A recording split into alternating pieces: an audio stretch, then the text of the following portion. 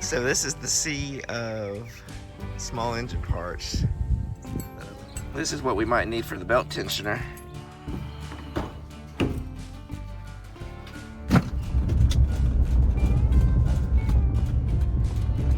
This is the sea of small engine parts. Here's the sea of vehicles.